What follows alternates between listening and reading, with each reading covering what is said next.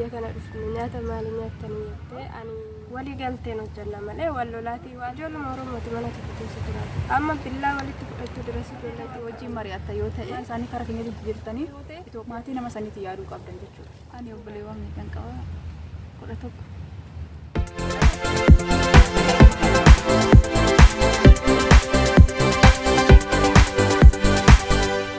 Hordoftoota keenya hordoftoota Taaddalittuu akkam jirtan nagaa keessa fayyaa keessan isin jenna. Har'a deebinee dhufnee jirra. Kayyee kabajamtoota keenya akkam jirtu fayyaa keessanii nuti nagaa keenya galata Rabbii hordoftoota Taaddal hundi keessan akkasuma hordoftoonni kiyyaallee nagaa keessan isin jenna. Har'a immoo viidiyoo biraatiin deebinee dhufnee jirra.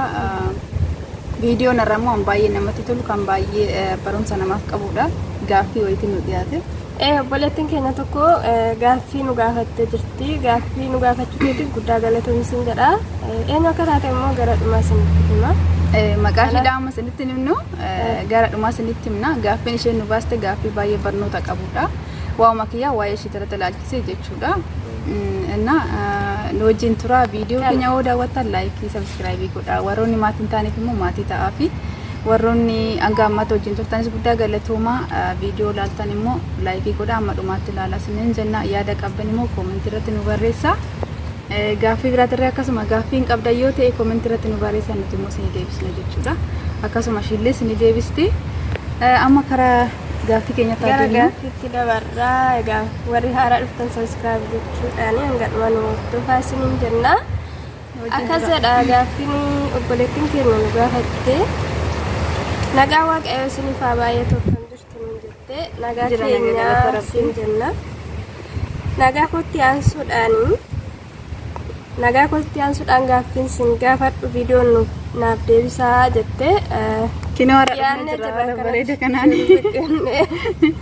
fataa sanaa hin deebisne jenna. Jaalalaan sin gaafadhu bakka dhalootaa keessan eessaa nuun jettee. Ayah jalqabure ani bakki dhalootaa kiyya shooftuudha. Kan kiyya immoo Oromiyaa keessa naannoo Amboo. Dura wal beektu moo biyya amma jirtanitti wal barattanii nuun jettee. Dura wal hin beeknu. Dura wal hin beeknu asitti wal barree garuu immoo asitti wal barree obbolaadha jechuudha nuti. Asitti wal barree ndoom dhugaa dubbachuuf xiqqoo asirratti yaadannoo wayii hin qabna nutti fakkaata mudannoo wayii guyyaa sanii guyyaa walii barroo sana sitti jechuudha. Akkuma dhufeen ani isheen illee ni dhuftee wal barsiisuuf jecha nu yaamanii jechuudha.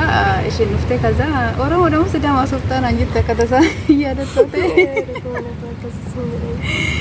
Na garuu yaa namni ani beeku garuu Oromoo fi kan intini jechuu odoon taane bakka akkanumatti natti beekee jira akka jechuudha. Kaza achumaan walii galtee achumarraa kaasne akka obbolummaatti itti fufne ammallee as geenye jira jechuudha. Eenyu dura biyya hambaa dhufee jettee? Biyya hambaa kan dhufe dura ana. Ishiitu xiqqoo baay'ee sinan dursitu garuu xiqqoo ishiitu na dursee. Biyya hambaa dura kan dhufe ana itti aansee immoo ishiidha. Yeroo duraa mana madaamii dhuftan guyyaa jalqabaa nyaata maalii nyaattanii jette. Gaafa jalqaba biyya kana dhufne nyaata maalii nyaattanii jette. Ani Man'ushee kan jedhamu Man'ushee Zaafariidhaan na dhiyeessanii akka inni nu dhufe saatii misaarraan dhufe saatii misaa gubbaatti Man'ushee naa kennanii isa nyaadhe nyaata biyya keenyaa qixxaa waan ta'eef garuu irbaata gubbaatti lamne naaf kenninaan didee agabuu konkuleessiin jedha. Ani immoo akkasuma guyyaan bisan xiqqoo karaa galgalaatti siqee jira giseen as ga'u.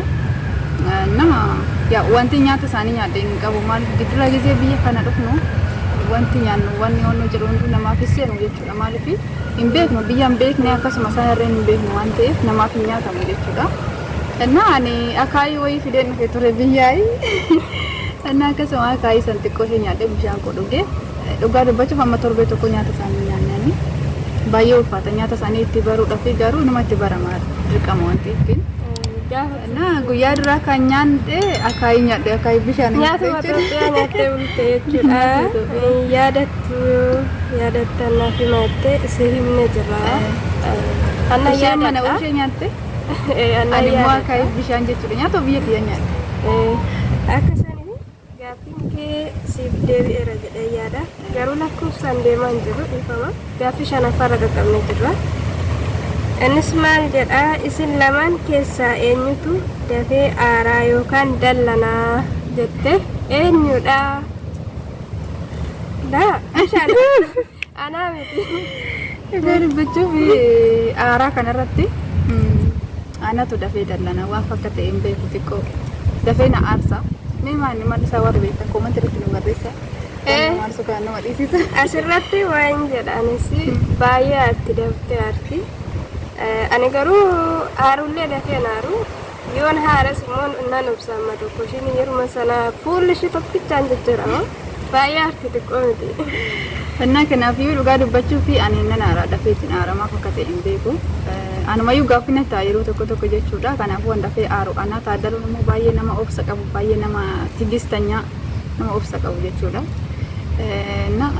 Akkuma feelee aareewoon intini jedhee amma ta'e tokkoon taaggaasti baay'ee nama taaggastu. Asumaan galatoomis hin jedha. Maaliif amma feelee aaree hoggaan intini jedheetti dubbadhe nama akkas nama jala jetee waan ta'e namatti deebisuu miti. Akkasitti kan as deeme jechuudha. Kanaafiyyuu aara kiyya hundaa dandeettii as geechee jirti. Akkasitti jennaan immoo baay'ee miti. Garuu xiqqoo narrasitu dallana malee akkasittis baay'ee miti. Innaa gaaffiin jaffaanii hojii hojjettan walii galteen moo wal lolaa hojjettu jette.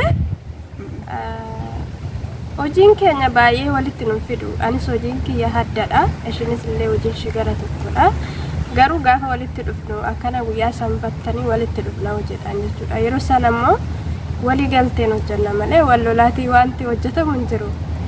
Sirriidha maaliif namni nama yoo yaani namni nama sila ta'ee fi yoon alla dille wanti irratti waliin galle tokko hin jira. Kun akkanaa ta'u ta'e kun akkanaa ta'u jedha tokko waan ta'eef achumara xiqqoo walii galteen namna.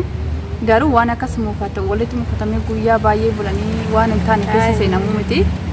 Dhugaa dubbachuuf amma ammaatti waan hin taane jecha fulas walitti dubbannee hin beeknu. Kabajaadha kan jiraatu jedhamti.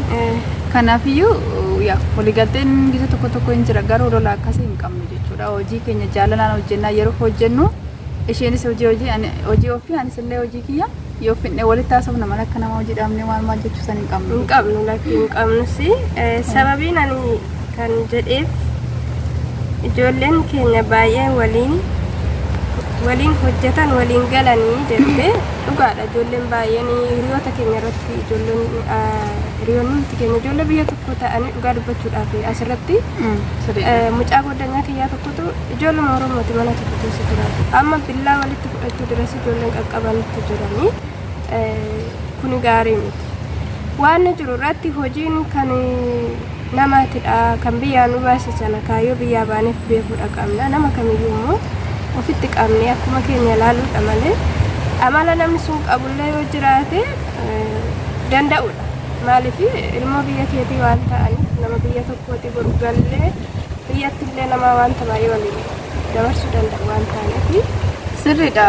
Asirratti obsa walii gochuun barbaachisaadha malee hojii hojjetamu mariidhaan yoo hojjettan malee wal lolaa ati kana godhi yookiin immoo walitti naafaa hojiidhuma mucooshiin tokko hojjettu hojii amma fakkeenyaaf hojii kaabbaan hojjettu ani irratti ilaaluu jechuudha. Wanta akkanaa kun hin ta'u maaliif ani kan hojjedhu mataa kiyyaaf malee taaddaluuf miti. Ishiin illee akkasuma kan hojjettu mataa ishiitiif malee of jijjiiruu fi jireenya ofiitu hojjetti malee namni ofii jedhee nama fedhee hojjetu hin jiru.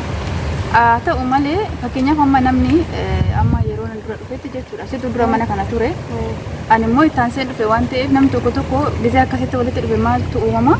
Natu sirra beeka jechuu tokko dhufa. Isaatu jira dhugaadha. Natu sirra beekaan sun immoo hin ta'u maaliif atis hojii keetu hojjetta nama sanis immoo hojii isaatii waan hojjettu garuu iddoo itti agarsiisi jedhametti itti agarsiisa waan kun akkana jettee jechuudha.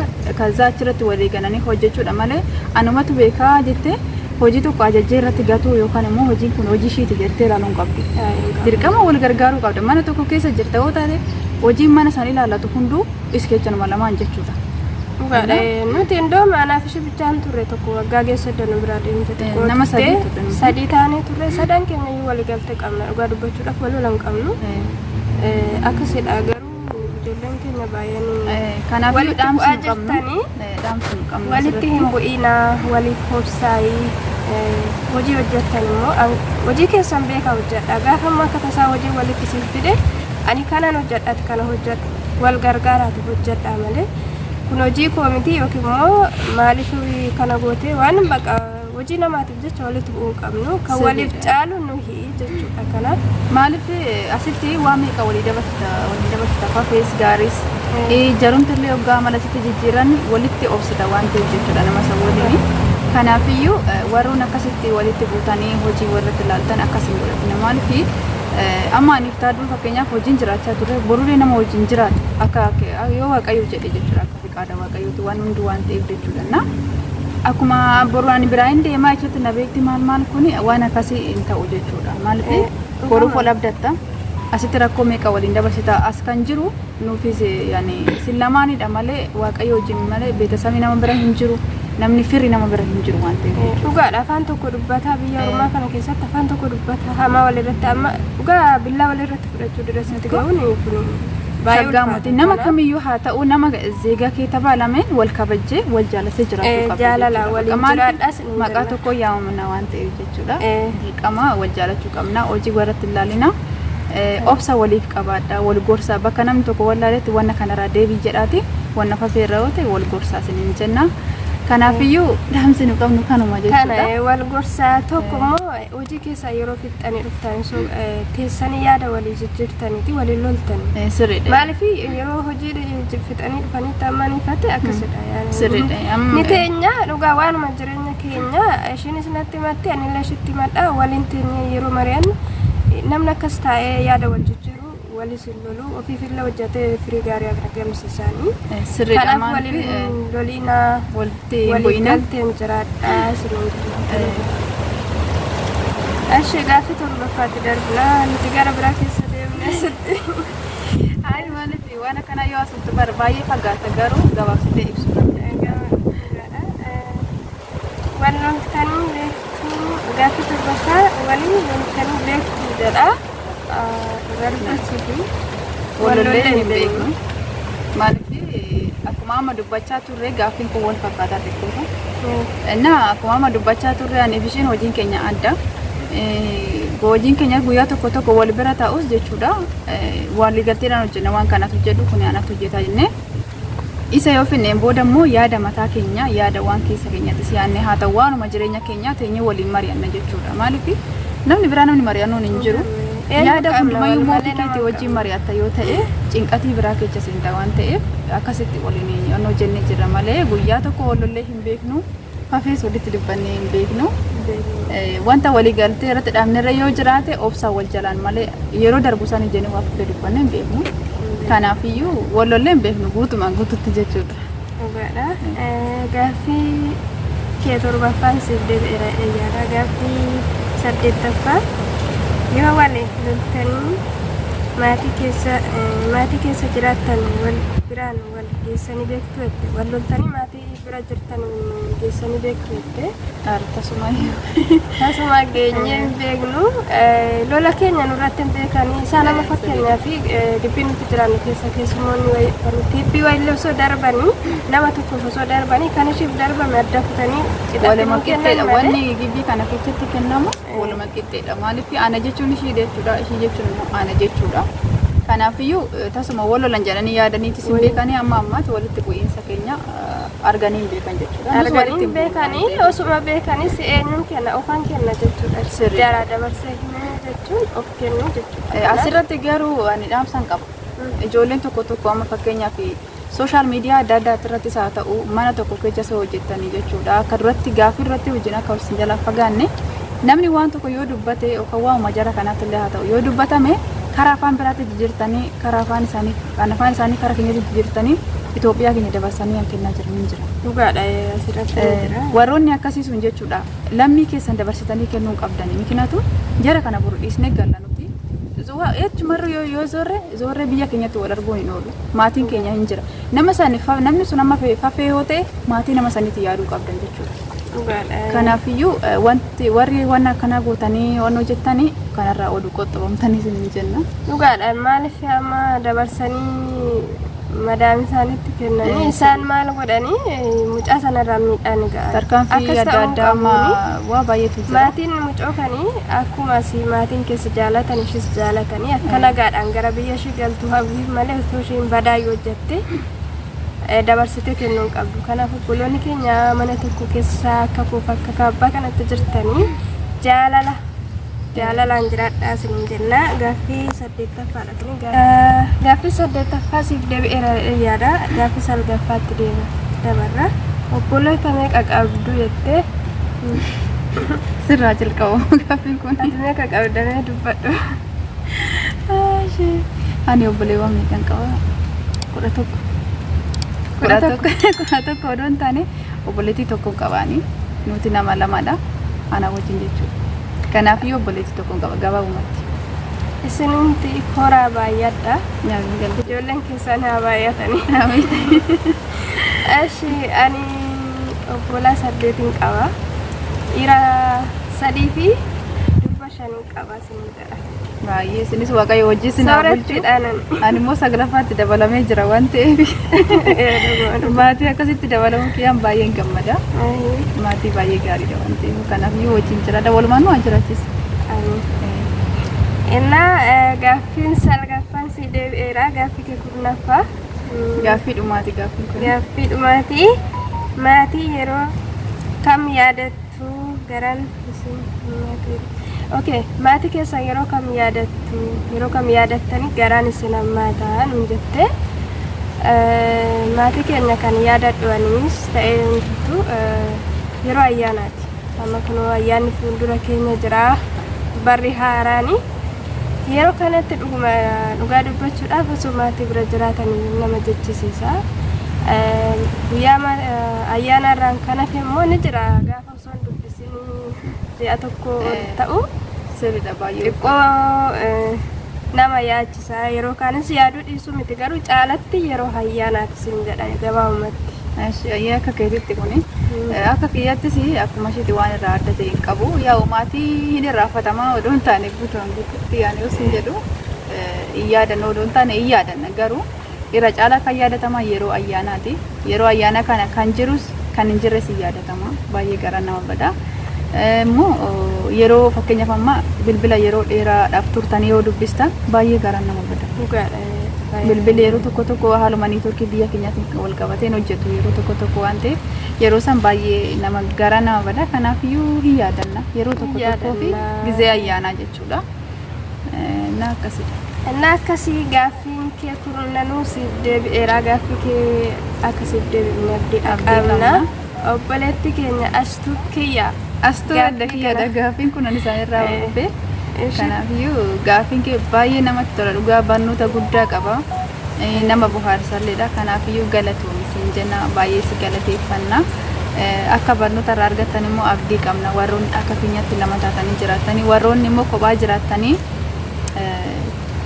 amma gaaffii ka'e kana keessatti warra jirtan jechuudha. Kanaafiyyuu akkasii deebii abdii qabna.